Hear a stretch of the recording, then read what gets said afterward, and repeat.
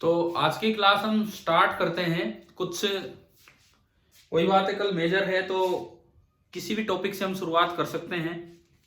कुछ चीजें हम मैंने जो पिछले दो दो लेक्चर्स हैं आपके लिए रिकॉर्ड करके डाल दिए थे उस दिन आपसे बात करके।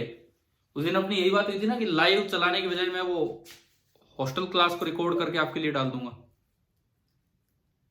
है ना? Yes sir. तो वो अटेंड किए क्या आपने, वो दो लेक्चर? Yes sir. ठीक है, तो अब हम उससे आगे चलते हैं। तो हम कुछ ऐसे टॉपिक्स पे चलेंगे जो कंबाइन होके क्वेश्चन देते हैं। जैसे मैं आपको बताऊं, मोशन प्लस ग्रेविटेशन,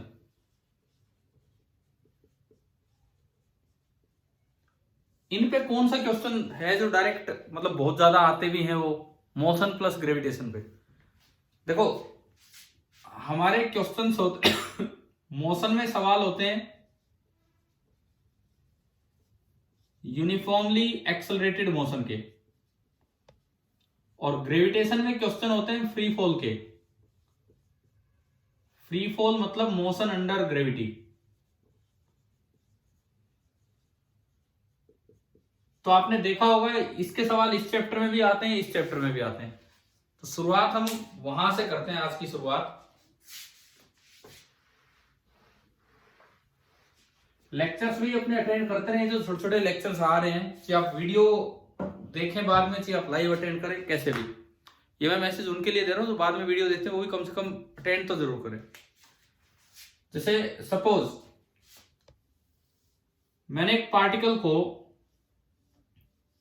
ऊपर थ्रो किया विद सम स्पीड यू, ये रुकेगा एंड देन नीचे आएगा, इस तरह का इसका मोशन होना है।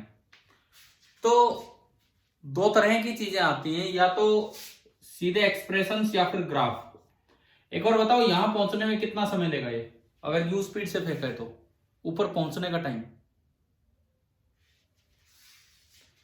बताइए। ऊपर पहुंचने में कितना समय लेगा अगर इसको यू स्पीड से फेंका है तो?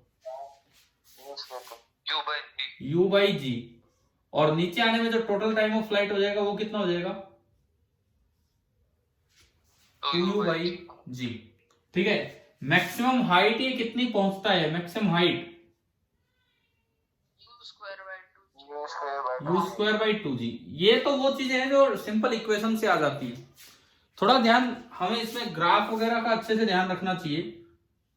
सबसे पहले तो मैं 3 ग्राफ टाइम के साथ लूं।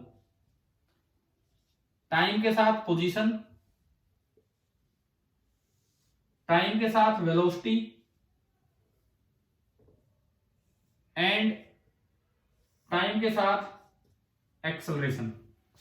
मान लो ये 3 ग्राफ आपसे पूछे जाए और एक कोई कन्वेंशन आपको दे दी कि ये तो मानो ओरिजिन और ये पॉजिटिव एक्स एक्सिस, ये पॉजिटिव डायरेक्शन है और ये पॉजिटिव एक्स एक्सिस, ये आपको दिया है। सबसे आसान है एक्सेलरेशन का ग्राफ बनाना। बताओ कैसा बनेगा? हमेशा कांस्टेंट। तो लेकिन ये बताओ ऊपर बनेगा कि नीचे बनेगा, ये बताओ आप। या आधे में ऊपर बनेगा और आधे में नीचे बनेगा?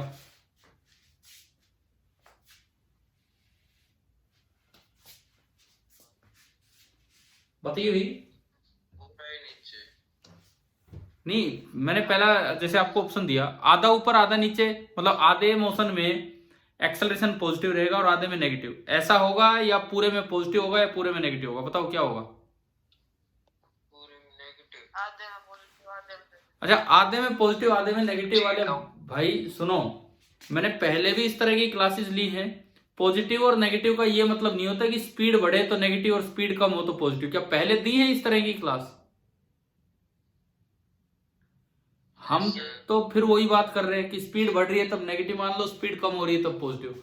मैंने आपको बताया है एक बार कि एक्सेलरेशन नेगेटिव होने पे भी स्पीड बढ़ सकती है अगर वेलोसिटी भी नेगेटिव है तो। एक्सेलरेशन पॉजिटिव होने पे भी स्पीड कम हो सकती है अगर उस वक्त वेलोसिटी नेगेटिव। कभी करवाए थे ना ए और बी के साइन वाला काम? Yes sir. ठीक है, तो एक्सेलरेशन तो हर वक्त फिक्स है। हर वक्त किधर है वो? नीचे नीचे। और आपने कौन सी डायरेक्शन पॉजिटिव मान रखी है? ऊपर। फॉरवर्ड। तो यानी कि ये जो ग्राफ बनेगा ना, ये फिक्स है, कांस्टेंट है, और शुरू से लेके लास्ट तक पूरे 2u/g टाइम तक, पूरे 2u/g टाइम तक ये तो कितना रहना है? -g। आप बताओ क्या ये पहला ग्राफ आ गया समझ में? Yes sir. अब वेलोसिटी का ग्राफ, अब वेलोसिटी का ग्राफ कैसा बनेगा भाई, बोलो? पहले ऊपर फिर बाद में नीचे। क्या उसकी स्लोप चेंज होगी? आधा यूं, या एक ही स्लोप चलती रहेगी, स्ट्रेट लाइन चलेगा? चेंज होगी। चेंज कैसे हो जाएगी? चेंज बिल्कुल नहीं होगी। वेलोसिटी टाइम ग्राफ की स्लोप क्या देती है आपको?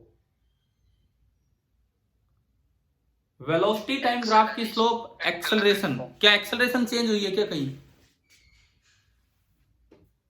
तो वेलोसिटी चेंज नहीं होगी। अब देखो कैसे बनेगा, सुनिए। t बराबर 0 पे वेलोसिटी कितनी है? t बराबर 0 पे u प्लस u या माइनस u? t बराबर 0 पे वेलोसिटी प्लस u। तो t बराबर 0 पे ये जो ग्राफ है ये कहीं प्लस u से स्टार्ट हुआ। u/g टाइम पे वेलोसिटी कितनी है? u/g टाइम पे 0।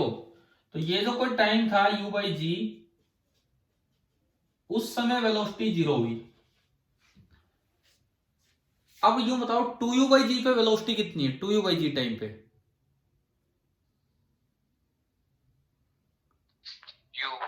u या माइनस u? थोड़ा ध्यान। माइनस। डायरेक्शन अपोजिट होगी ना टकराते समय। तो इस समय जो वेलोसिटी होगी, इस समय 2u/g टाइम पे वो हो जाएगी -u। क्या यहां तक समझ आ रहा है? ठीक है। यस। अब मुझे ये बताओ, ये एक कर्व के रूप में चलेगा या एक स्ट्रेट लाइन के रूप में चलेगा? इस बात का जवाब दीजिए। Straight line. क्यों स्ट्रेट लाइन? ठीक है, सही जवाब है, लेकिन क्यों स्ट्रेट लाइन ही क्यों रहेगा? स्ट्रेट लाइन ही क्यों रहेगा? क्योंकि वेलोसिटी टाइम ग्राफ की स्लोप क्या देती है आपको? एक्सेलरेशन। और एक्सेलरेशन कांस्टेंट है, तो स्लोप तो कांस्टेंट खाली स्ट्रेट लाइन की ही होती है। यानी कि ये ग्राफ ऐसा रहेगा, ऐसा। अब देखो मैं इसमें एक और चीज आपको समझाऊं, इसमें ध्यान देना, आप अच्छे से ध्यान देना। ये यहां से और यहां वेलोसिटी पॉजिटिव है या नेगेटिव? पॉजिटिव। 0 से u/g टाइम में वेलोसिटी। और एक्सेलरेशन क्या है यहां से यहां, पॉजिटिव या नेगेटिव? नेगेटिव ही है। तो वेलोसिटी पॉजिटिव और एक्सेलरेशन नेगेटिव, तो स्पीड बढ़ेगी कि स्पीड कम होगी? स्पीड कम होगी। तो अब देखो स्पीड कम हो रही है, कम हो रही है। u है, फिर कम हुई, फिर कम हुई, फिर 0 हुई। यानी कि इतने पार्ट में तो स्पीड डिक्रीज हुई है। अब यहां हो, वेलोसिटी नेगेटिव है या पॉजिटिव इस पार्ट में? नेगेटिव। नेगेटिव। और एक्सेलरेशन? नेगेटिव। नेगेटिव।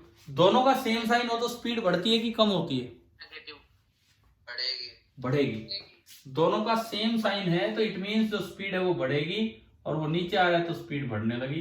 तो आपको एक चीज समझ आ ही जानी चाहिए कि एक्सेलरेशन नेगेटिव का मतलब ये नहीं होता कि स्पीड कम होगी। बताओ, दो ग्राफ बनाने आगे। ठीक है। अब मैं आता हूं पोजीशन टाइम ग्राफ पे। पोजीशन टाइम ग्राफ ये कैसा होगा भाई, बताओ? t बराबर 0 पे कहां है वो पार्टिकल? ओरिजिन पे। तो t बराबर 0 पे ग्राफ यहां से शुरू होगा। u/g टाइम पे कहां है? u/g टाइम पे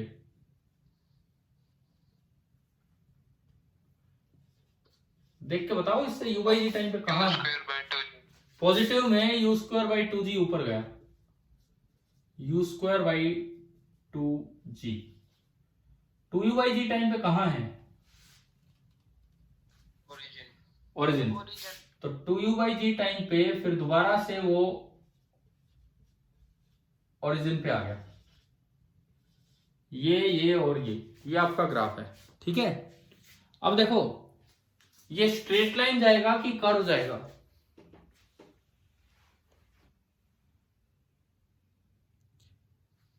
इसकी स्लोप एक्सटी ग्राफ की स्लोप क्या देता है आपको? एक्सटी ग्राफ की स्लोप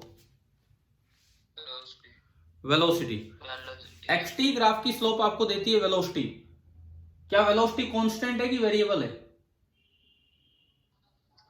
वेरिएबल। अब थोड़ा ध्यान दो इस पे, वेलोसिटी वेरिएबल है। पहले वेलोसिटी ज्यादा पॉजिटिव थी, कम पॉजिटिव हुई, कम पॉजिटिव हुई, जीरो होगी। यानी कि इसकी स्लोप पहले ज्यादा पॉजिटिव होगी, कम पॉजिटिव होगी, कम पॉजिटिव होगी और जीरो। तो क्या आपको शेप समझ आ गया कैसा बनना है? पैराबोला तो बनेगा, उसका मुंह किधर होगा वो भी हमें समझ आना चाहिए। तो ये ऐसा बनेगा, ऐसा। हाँ समझ गए हो? और उसके बाद ये एज इट इज चला जाएगा यूं। तो आप बताओ, मोशन अंडर ग्रेविटी के ये 3 ग्राफ आपको समझ आए?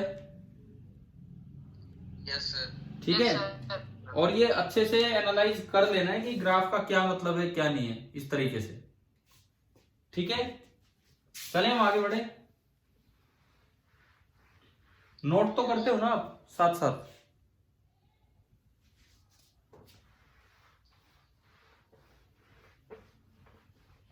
ग्राफ पे और भी कई बार, जैसे कभी हॉस्टल क्लास में, कभी आपकी क्लास में काफी बार डिस्कशन हुआ है। तो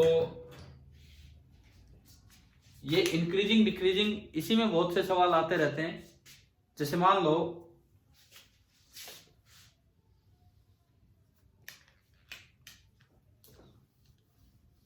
मैं एक सवाल और आपसे पूछूं,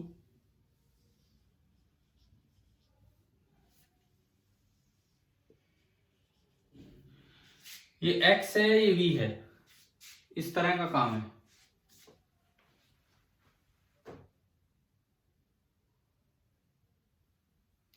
और इसमें मैं कोई ग्राफ आपको बना के दूं,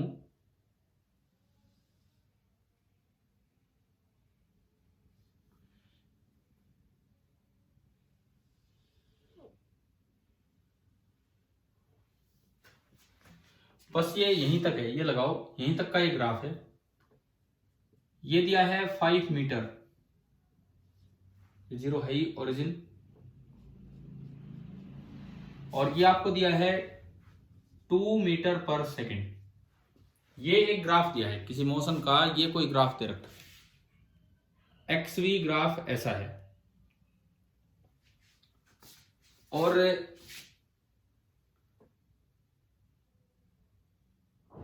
ये एक इंस्टेंट दे दिया जहां पे 2.5 मीटर है, और आपसे पूछ लिया कि फाइंड एक्सेलरेशन ऑफ पार्टिकल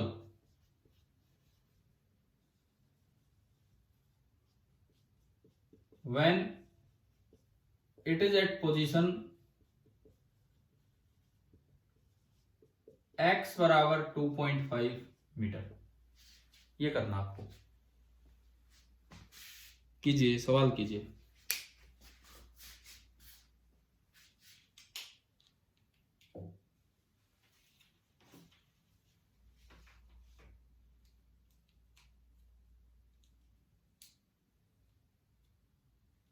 इसकी स्लोप के बराबर आ जाएगी।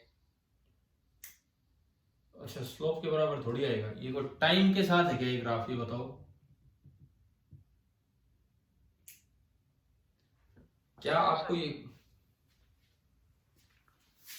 टाइम के साथ तो नहीं है ना ये ग्राफ, जो हम स्लोप के बराबर कर दे dv बाई dt?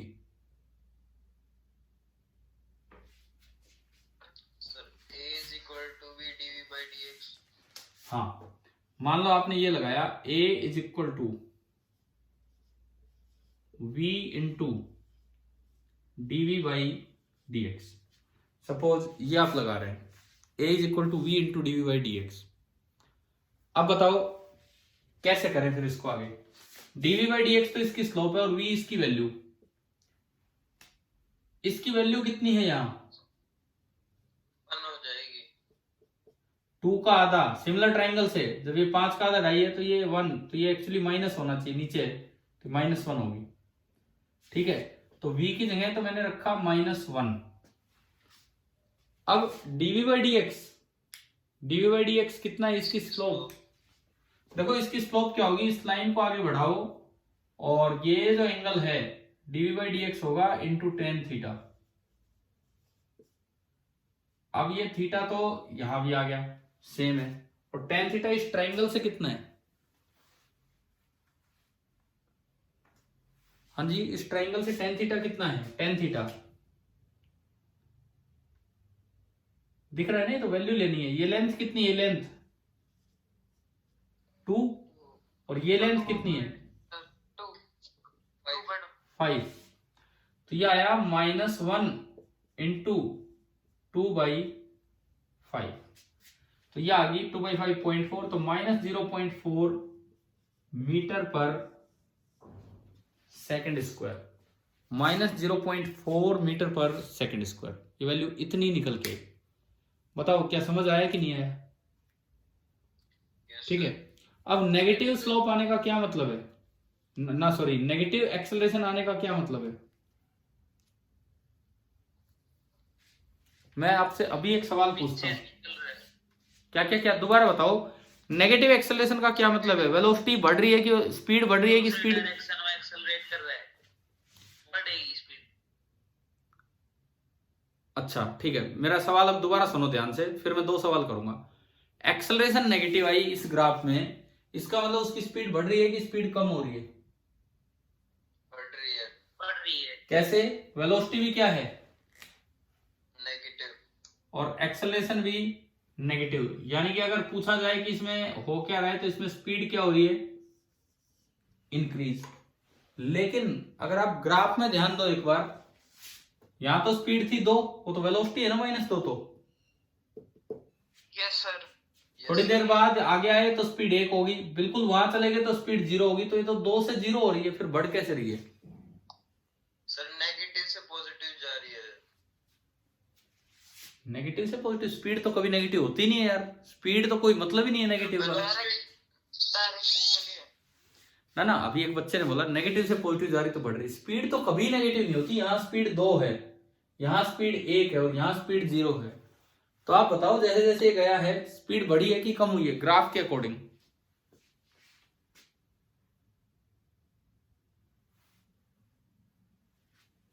बोलिए।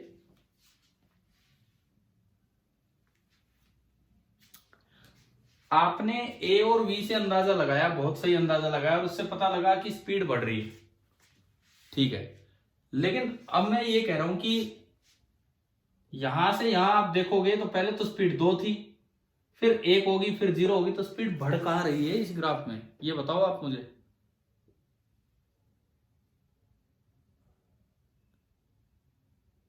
हाँ भाई, कोई बच्चा जवाब देगा? वेलोसिटी के साथ ग्राफ है सर। यार किसी के ही साथ हो, मैं तो इससे स्पीड तो पढ़ ही सकता हूं। किसी इंस्टेंट पे अगर वेलोसिटी -2 है, तो उस इंस्टेंट पे स्पीड कितनी है बताओ? सर 2। फिर थोड़ी देर बाद वेलोसिटी -1, तो स्पीड 1, फिर 0। तो मुझे ये बताओ, स्पीड 2 से 1 हुई, 1 से 0 हुई, तो स्पीड बढ़ रही है कि स्पीड कम हो रही है? मैं तो जस्ट ये बात जानना चाह रहा हूं कि स्पीड बढ़ रही है या स्पीड कम हो रही है, केवल और केवल ये सवाल है हमारा। देखिए सुनो, अब इसको समझ लीजिए आप कैसे क्या हो रहा है।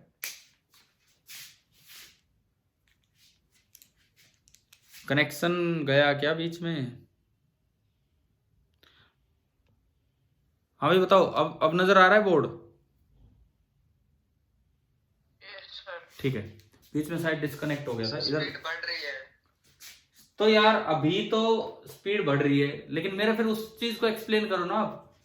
पहले 2 थी, फिर 1। सर x = 5 मीटर पे 0 थी, हाँ, फिर x = 2.5 पे 1 हो गई। हाँ ठीक है, ये सही एक्सप्लेनेशन है, बढ़ रही है सर। ये सही एक्सप्लेनेशन है, ये बिल्कुल सही जवाब है, स्पीड बढ़ रही है। लेकिन इस ग्राफ में ना आप यूं मत जाओ, आपको यूं आना पड़ेगा। अब ये आइडिया कैसे लगा? यूं आना पड़ेगा। वेलोसिटी नेगेटिव है या पॉजिटिव? नेगेटिव। तो आप आगे जा रहे हो, पीछे आ रहे हो? पीछे आ रहे हैं, इसका मतलब आप 0 से 5 नहीं जा रहे, कोई एरो नहीं दिखाएगा आपको, आपको खुद हिसाब लगाना होगा। आप 5 मीटर से किधर जा रहे हो? 0 की तरफ। 0। अब देखो 5 पे स्पीड कितनी थी? 0। जब आप 2.5 पे पहुंचे तो स्पीड कितनी हुई? -1। -1 कभी नहीं होती यार One। स्पीड। 1। 1। जब आप 0 पे पहुंचे तो स्पीड कितनी होगी? 2। तो ये ऐसा काम हुआ है कि आपने यहां से भागना स्टार्ट किया और धीरे धीरे आपकी रफ्तार बढ़ती गई है, यहां आते आते और आप जब यहां आए हैं तो बहुत तेज स्पीड से भाग रहे हैं। ठीक है, तो हमेशा ग्राफ को यू रीड नहीं करना है, वो टाइम के साथ है। अगर यहाँ टाइम हो तब तो ग्राफ आगे की तरफ ही जा रहा है, लेकिन अगर पोजीशन है तो आपको वेलोसिटी से अंदाजा लगाना है कि वो ग्राफ आगे जा रहा है या फिर ग्राफ पीछे आ रहा है। आप बताओ, ये वाला पॉइंट समझ आया क्या ग्राफ का? Yes sir. ठीक है, ठीक है।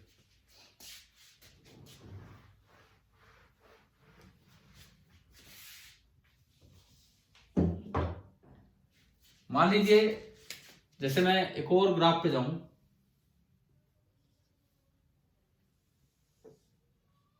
पता नहीं क्यों मेरा मन तो यही करता रहता है कि मोशन में आप ग्राफ पे कमांड बना जाओ तो मोशन के सवाल हो जाएंगे, क्योंकि मुझे लगता है कि आप इक्वेशन वाले ग्राफ क्वेश्चन तो कर ही देते हैं।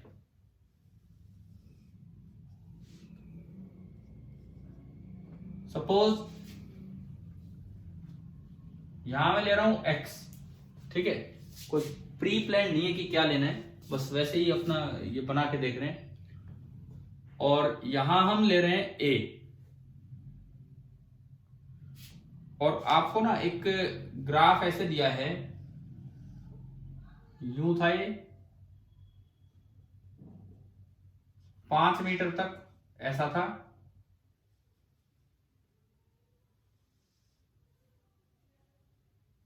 दस मीटर तक ये ऐसा रहा है। थोड़ा मैं इसे ऊपर करता हूं, 10 मीटर तक ये ऐसा रहा है। ये आपको एक ग्राफ दिया गया, एक्सेलरेशन का ग्राफ पोजीशन के साथ दिया गया, ठीक है। और मास ऑफ पार्टिकल जो मूव कर रहा है, उस पार्टिकल का मास है 2 kg। जिस पार्टिकल का ये ग्राफ दिखाया गया है उस पार्टिकल का मास है 2 kg। अब मैं फिर से 2 चैप्टर्स को रिलेट कर रहा हूं। ये वैल्यू है 10 मीटर पर सेकंड स्क्वायर और ये वैल्यू है -5 मीटर पर सेकंड स्क्वायर। ये है, आपको ये दिया गया है कि speed of the particle at x equal to 0 वो थी 4 मीटर पर सेकेंड, ये थी।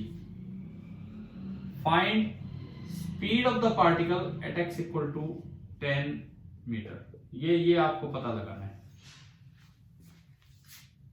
क्वेश्चन आगे ना समझ क्या है? Yes sir. कीजिए, अब कैसे करोगे?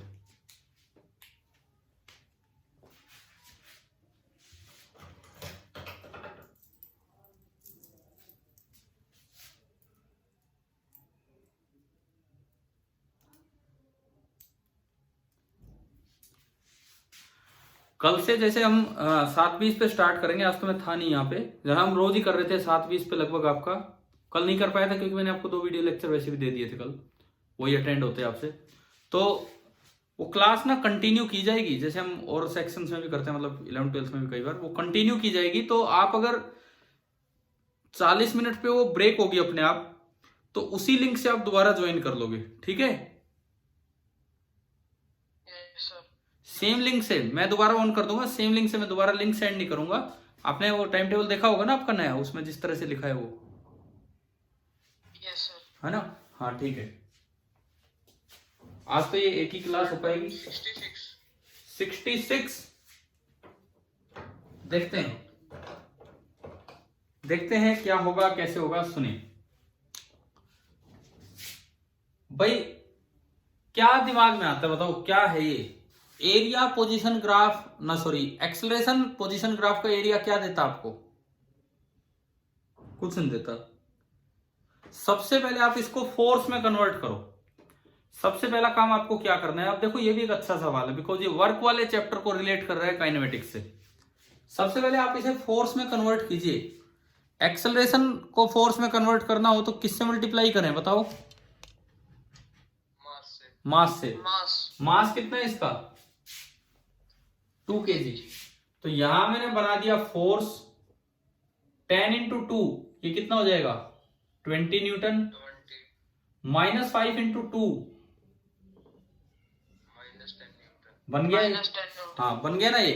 ठीक है, जब भी कभी एक्सेलरेशन पोजीशन ग्राफ आए, जब भी कभी एक्सेलरेशन पोजीशन ग्राफ आए तो आपको ये आइडिया ले लेना है कि जरूर ये वर्क की तरफ जा रहा है, बिकॉज हम जानते हैं कि फोर्स पोजीशन ग्राफ का एरिया क्या देता आपको? बताओ यार, इसमें क्यों अटक रहे हो? फोर्स पोजीशन ग्राफ का एरिया क्या देता आपको? Work done. पढ़ा है कि नहीं हमने? Yes sir. Work done. Yes sir. ऊपर वाला एरिया पॉजिटिव, नीचे वाला नेगेटिव, तो टोटल वर्क आया ऊपर कितना एरिया बताओ? 20 इंटू 5 100 जूल, माइनस नीचे वाला एरिया ये 5 है और ये 10 है। आ गया समझ? यानी कि वर्क डन कितना आया? 50 जूल। 50 जूल। यहां काइनेटिक एनर्जी कितनी है? यहां पे काइनेटिक एनर्जी इनिशियल, इससे देखो हाफ इंटू एम, एम कितना? 2 इंटू वी स्क्वायर, 4 का स्क्वायर 16 जूल। यहां जो काइनेटिक एनर्जी है फाइनल, उसको मैं लिख पाऊंगा half into M into V, जो ये आपको निकालना है इसका स्क्वायर, तो ये तो वी स्क्वायर आ गया। अब कौन सी थ्योरम का यूज करें? वर्क एनर्जी थ्योरम कहती है work done is equal to change in kinetic energy. Work done कितना? 50 is equal to change in kinetic energy V square final minus initial, कितना आया? 16। तो यहां से वी स्क्वायर आ गया 66। एक बच्चे ने 66 तो बोला था, लेकिन 66 नहीं, आंसर क्या है? यही बोला था सर, अंडर रूट। ठीक है, अगर अंडर रूट में बोला था तो बिल्कुल सही है। क्या दिमाग में आ गया था कि वर्क एनर्जी थ्योरम से कर लें हम? Sir v square minus u square is equal to 2as लगा दी। अच्छा, ठीक है, आपने वो काइनेमेटिक्स से किया है। देखो ये काइनेमेटिक्स से कर पाए क्योंकि एक्सेलरेशन कांस्टेंट है। आपने इक्वेशन लगा दी v square minus u square equal to 2as, वो केवल तब लगती है जब एक्सेलरेशन क्या हो? कांस्टेंट। अगर ये सवाल ऐसे होता, ये यूं होता है ग्राफ, सपोज ये ग्राफ ऐसा होता है ना भाई, और इधर ये ग्राफ ऐसा होता, क्या अब वो इक्वेशन लग पाती? No sir. तो अब वो मेथड फेल हो जाता। अब ओनली एंड ओनली आपको किससे जाना पड़ता? इसी तरीके से। वर्क एनर्जी समझ गए हो ना? अगर मान लो मैं दोबारा ही वैल्यू दूं, ये यहां पे लिखा था 10 है ना भाई, और ये यहां पे लिखा था 5। सपोज लो ये मैंने क्वेश्चन रिक्रिएट कर दिया, मतलब एक अलग तरीके से ग्राफ चेंज करके दे दिया, ये है। अब आप करके बताओ सेम क्वेश्चन कि अगर वेलोसिटी यहां इतनी है तो ये निकालो कितनी होगी, बताइए, इसका जवाब दीजिए।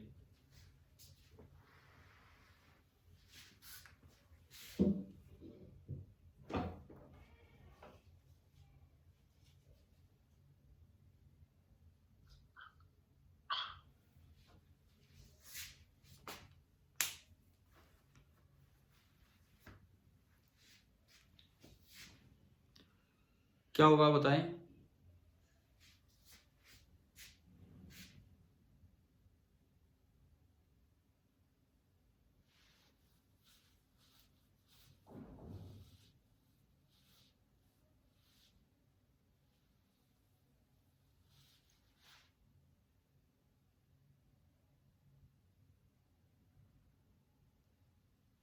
Under root 41।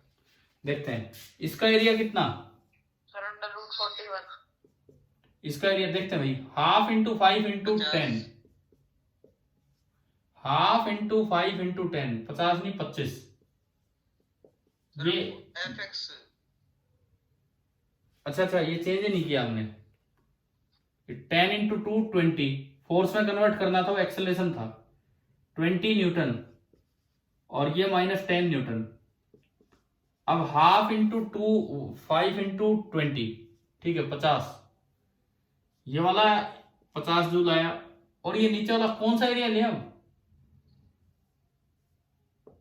ये एरिया लेना, ये एरिया कितना होगा, हाफ इंटू 5 इंटू 10, 25 आ रहा है, माइनस का 25, तो टोटल वर्क कितना हो गया, टोटल वर्क 25 जूल बराबर काइनेटिक एनर्जी फाइनल होगी half into M into V square, जो मुझे निकालना है, minus initial half into M into 4 का स्क्वायर 16, 25 में 16 आके जुड़ेगा तो वी स्क्वायर हो गया 41, और वी आपका हो जाएगा √41 मीटर पर सेकेंड। आप बताओ क्या ये यहां तक समझ आया कि नहीं आया? Yes sir.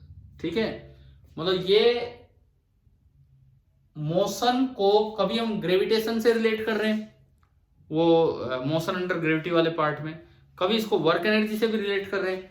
अब अगर आप काइनेमेटिक्स इक्वेशन से करना चाहते तो ये तब थोड़ा आसान था जब ये ग्राफ कैसे होते, बिल्कुल कांस्टेंट एक्सेलरेशन वाले, नहीं तो फिर ज्यादा बेटर रहेगा कि आपको वर्क एनर्जी थ्योरम की तरफ जाना चाहिए, वही एक अच्छा तरीका होगा इसको करने का।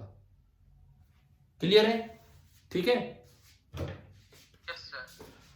हम थोड़ा सा मोशन पे फोकस इसलिए भी करते रहते हैं, जैसे पिछले भी एनटीएससी में देखा तो 8 सवाल 9 से थे, तो 9th में motion, laws of motion, gravitation और वर्क, मैकेनिक्स के ये 4 चैप्टर हैं, और चारों लगभग मिलजुल के सवाल बना के दे सकते हैं, तो एटलीस्ट हमें इन बातों का ध्यान रखना चाहिए।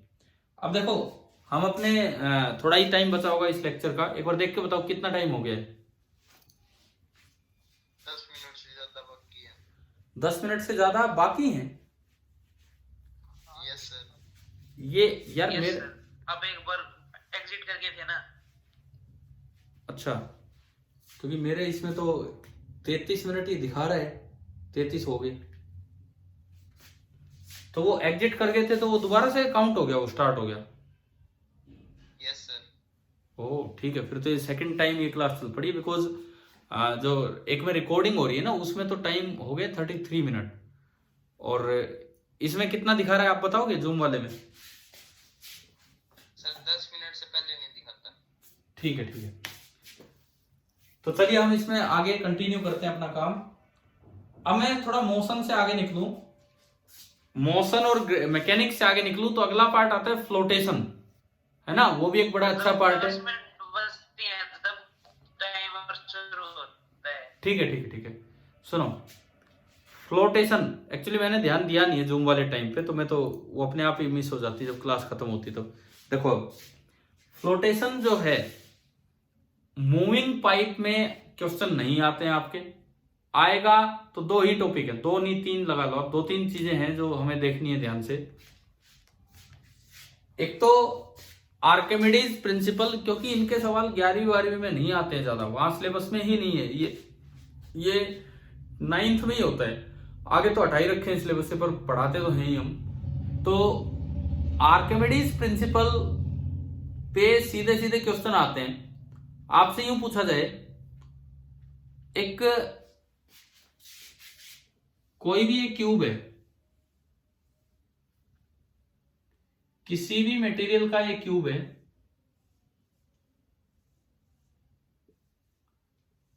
और ये लिक्विड के अंदर है,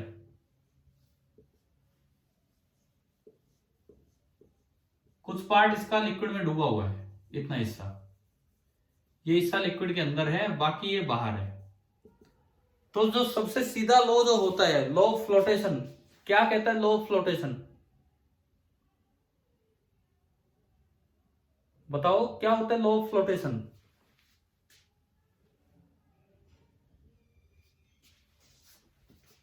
लॉ ऑफ फ्लोटेशन क्या होता है भाई? कि volume immersed upon volume of object upon total volume of object, volume immersed upon total volume of object upon density of liquid. This is equal to density of object upon density of liquid. एक chance तो यही होता है कि आपका इसी पे एक सीधा सवाल आ जाए, कई बार हमारे दिमाग में यही चीज नहीं होती है। तो ये तो सबसे सीधा कॉन्सेप्ट है आर्किमिडीज प्रिंसिपल वाला, जिसपे डायरेक्ट क्वेश्चन आ सकते हैं। और इनको कई बार रिलेट कर दिया जाता है रिलेटिव डेंसिटी से। एक वर्ड हमने पढ़ा है ना, रिलेटिव डेंसिटी ऑफ ऑब्जेक्ट या लिक्विड। रिलेटिव डेंसिटी का क्या मतलब होता है? Density of object upon density of density of water at 4 degree Celsius. पीछे भी ये चीजें यूज हुई हैं, पता नहीं आपके माइनर मेजर में आई है कि कहाँ यूज हुई हैं। मैं उस दिन डिस्कस कर तो रहा था वो एक में मैं डिस्कस, जिसमें यूं था कि हाँ 2 डिग्री सरफेस का टेम्परेचर है, तो बताओ अंदर कितना टेम्परेचर एक्सपेक्ट करते हो आप? कोई लेक है उसका 2 डिग्री सरफेस, हाँ था ना ये सवाल, कहाँ था मुझे ध्यान नहीं है, लेकिन डिस्कशन में आया था ये क्वेश्चन। ये सर कल हमने जो स्कूल में पेपर डिस्कस कराया था उसमें था। ठीक है, उसमें आया होगा वो, माइनर या मेजर जो भी था। तो हमने देखो इस पे भी सीधे सवाल आते हैं, बहुत बार ये चीजें पूछी जा चुकी हैं कि वाटर की डेंसिटी मैक्सिमम कितने पे होती है? 4 डिग्री सेल्सियस पे। ठीक है, उसके बाद और ठंडा अगर पानी होगा तो ऊपर हल्का रहना स्टार्ट होगा, वो नीचे नहीं डूबेगा, तो ऊपर का टेम्परेचर चेंज होता है, नीचे का टेम्परेचर चेंज नहीं होता है। तो रिलेटिव डेंसिटी में ये सवाल आ जाए कि relative density of an object is equal to density of object upon density of water at 1 degree Celsius, density of object upon density of water at 2 degree Celsius, density of object upon density of water at 4 degree Celsius, और एक आ जाए 6 degree. तो ये भी एक सवाल बन के आ सकता है, कितने डिग्री पे लेना होगा? हाँ, आपको डेंसिटी लेनी होगी 4 डिग्री पे। और रिलेटिव डेंसिटी का ही एक और भी नाम था जिसे हम बोलते थे स्पेसिफिक ग्रेविटी। ध्यान है ये, है ना? अगर कहीं स्पेसिफिक ग्रेविटी भी पूछा जाए तो इट मींस भी वो आपसे रिलेटिव डेंसिटी पूछ रहा है। अच्छा, एक इनमें मैंने कई बार आपको याद करवाया, ice cube melting in water, floating in water, melt कर जाए तो लेवल क्या रहेगा? सेम। फिर उसमें 2 तरह की इंप्योरिटी करवाई थी ना कभी? हाँ, अगर फ्लोटिंग इंप्योरिटी हो और वो मेल्ट कर जाए तो क्या रहेगा लेवल? सेम रहेगा या चेंज होगा? बताओ। चेंज नहीं होगा, सेम होगा। ये आप अपने नोट्स रिवाइज कीजिए अच्छे से। सेम होगा। हाँ, और अगर सिंकिंग इंप्योरिटी है, वाला करा रखा। हाँ, और अगर सिंकिंग इंप्योरिटी है, जैसे वो लेड वाला करवाया होगा, तो वो अगर डूब जाती है उसमें तो पानी राइज कर जाएगा, सेम रहेगा, फॉल कर जाएगा? फॉल। यहां अगर बच्चे ने नहीं पढ़ रखा तो लगभग वो गलत जवाब दिया था। उसे लगता है कि नीचे कुछ डूबा है, वो सुनी है ना कौवे वाली कहानी, है ना? तो उनके दिमाग में वो आता है नीचे कुछ डूबा है तो उसमें डालो और वो ऊपर आएगा ना। ऐसा नहीं है, वो पहले भी फ्लोट कर रहा था वो आइस के रूप में, और वो प्रूफ के साथ मैंने आपको करवाया है। तो 3 बातें अपनी याद ही रखें अच्छे से। विदाउट इंप्योरिटी अगर आइस मेल्ट हो रही है तो लेवल सेम रहेगा after melting. With floating impurity, rising impurity के साथ आइस मेल्ट हो रही है तो लेवल सेम ही रहेगा आफ्टर मेल्टिंग। लेकिन अगर सिंकिंग इंप्योरिटी है तो लेवल आफ्टर मेल्टिंग क्या कर जाएगा? थोड़ा डाउन आ जाएगा। आफ्टर मेल्टिंग लेवल जो है वो थोड़ा सा डाउन आ जाएगा, इस तरह से होगा। क्लियर? ठीक है। एक इनमें देखो,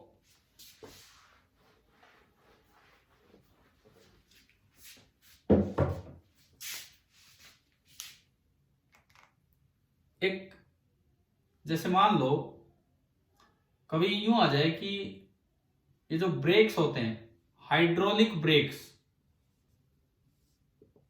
ये कौन से प्रिंसिपल पे काम करते हैं? हाइड्रोलिक ब्रेक्स पास्कल लॉ, बिल्कुल ठीक, पास्कल लॉ पढ़ा हुआ है ये हाइड्रोलिक ब्रेक का कॉन्सेप्ट। Yes sir. ठीक है, आप अपने पांव से आप अपने, ये क्या आ रहा है सर? टाइम तो हो चुका है मीटिंग का। हाँ, तो अफसोस मत मनाओ भाई, मीटिंग खत्म नहीं हुई है। तो एक्चुअली 40 मिनट से ऊपर हो गया है। कई बच्चों को उम्मीद थी कि शायद अपने आप ही बंद हो जाए, तो मैं बीच में डिस्कस कर तो चुका ये चीज। कोई बात नहीं, हो जाएगा, अभी बंद हो जाएगा, नहीं होगा हम कर देंगे, आप थोड़ी सी देर वेट करो, बस थोड़ा सा टाइम। ज्यादा लेट हो रहे हो क्या?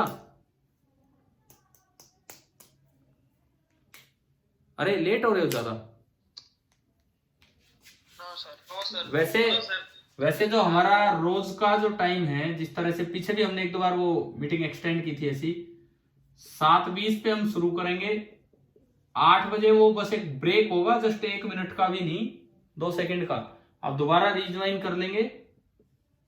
और वो 8 से, और जो हमारा टाइम है वो 8:40 तक का है रोज का, लगभग ये टाइम रहेगा। हाँ, कभी इसमें मैं अगर थोड़ा लेट हुआ तो बात अलग है, वो मैं आपको इन्फॉर्म कर दूंगा। आज तो फोन नहीं था मेरे पास, लेकिन ये तो ये टाइम है ही अपना। तो आज भी कम से कम यहाँ तक तो पड़े। क्या टाइम हुआ है अभी? 8:51, 8:51 हो गया। चलो कोई नहीं, ठीक है, फिर तो टाइम हो रहा है, काफी हो रहा है। अब आप ये बताओ, कल मेजर है और अब तो ऑनलाइन भी हो रहा है वो, भाई चीटिंग नहीं करोगे है ना? पीछे भी आप और हम बदनाम हुए इस मामले में, हुए कि नहीं बताओ आप? Yes sir. अरे वो आप क्या, हम भी बदनाम हुए वहां पे क्लास में। वो सारी मैनेजमेंट आती है, सारे टीचर्स आते हैं, और बस ये है कि पूरे 6 महीने से महेंद्रगढ़ कैंपस बहुत अच्छा कर रहा था, और जैसे ही ऑफलाइन टेस्ट हुए तो ये डाउन जाने लगे। तो कल कोई चीटिंग नहीं होनी चाहिए, ईमानदारी से दोगे ना पेपर, ठीक है? फिर अगर अच्छा हो तो अच्छा होगा ही होगा। हॉस्टल में कितने बच्चे हैं सर फिलहाल, एक बच्चा पूछ रहा है, पर भाई मैंने काउंट तो किए नहीं है, पर मुझे लगता है 50 तो होंगे ही होंगे, क्योंकि मैं जब वहां क्लास लेता हूँ दोनों साइड ही भरे रहते हैं, लड़कों का भी और लड़कियों का भी, तो 50 से ज्यादा ही होंगे वो। लेकिन उसमें कई सेक्शंस के हैं ना, वो कई सेक्शंस के हैं। सारे सेक्शन के सर। हाँ, वो सारे सेक्शंस के हैं। 3 तो आपके इधर वाले सेक्शन, ये जो जिनको मैं अभी पढ़ा रहा हूँ, और भी सेक्शन के बच्चे हैं उसमें, 2-3 सेक्शन और भी हैं। तो यूं करके वो 50-60 बच्चे होंगे, और मुझे नहीं पता एग्जैक्ट कितने हैं। चलो ठीक है, कल मिलते हैं हम शाम को। अब आप कीजिए तैयारी, ठीक है? बेस्ट विशेष कल के लिए, और आप अच्छा ही देंगे पेपर। और मैं तो इस बार कोई ऐसा नहीं सोचूंगा अगर अच्छे नंबर आ रहे हैं तो आपने चीटिंग की है, क्योंकि मैं तो आपसे बात कर ही रहा हूं पहले कि भाई ईमानदारी से देना है पेपर, ठीक है? बहुत अच्छे नंबर ला के दिखाओ, इतने अच्छे नंबर ला के दिखाओ कि स्कूल वालों को लगे कि ना भाई ये तो फिर चीटिंग करने लग गए, ठीक है? ऐसे नंबर लाओ आप, चीटिंग मत करना लेकिन, ठीक है? Thank you. फिर मनीष सर आ जाएंगे। अरे तो मैं वही तो कह रहा हूं, आप ईमानदारी से इतने अच्छे नंबर लाके दिखाओ कि स्कूल को लगे कि चीटिंग की है। ईमानदारी से इतने अच्छे नंबर लाके दिखाओ ना, कि स्कूल वाले सोचने में मजबूर हो जाएं कि ये तो चीटिंग करके लाए हैं। मतलब ईमानदारी से लाओ, ऐसे नहीं, ठीक है? चलिए, गुड नाइट।